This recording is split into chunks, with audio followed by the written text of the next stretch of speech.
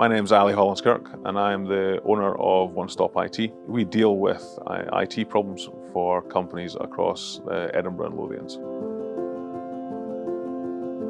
I mean, one of the reasons that I'm probably not the right person to look after health and safety.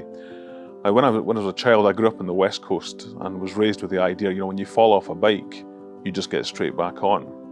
It didn't matter that the bike didn't have brakes. So I'd probably argue I'm not the best person to be responsible for health and safety.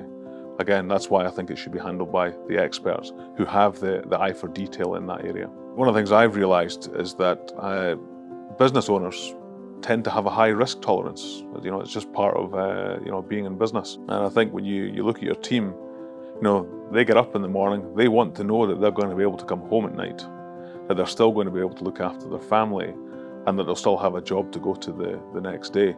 So I think we're actually under a moral obligation to get health and safety right. Why would I get somebody in?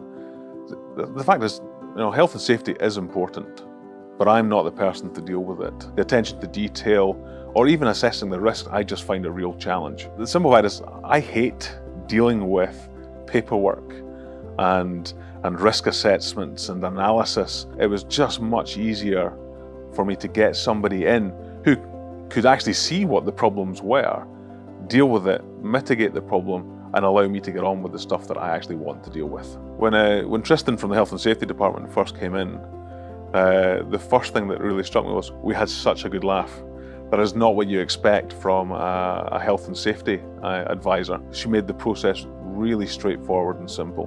She looked at what we had in place for it, which wasn't a lot, and then came up with the right processes and procedures for us. I mean, we're an office-based environment, so our risks were fairly low. But other organisations, such as if you're working in kitchens, the risks are higher. But the experience has been brilliant. So I get the experts in. Tristan and the team at the Health and Safety Department, genuinely brilliant.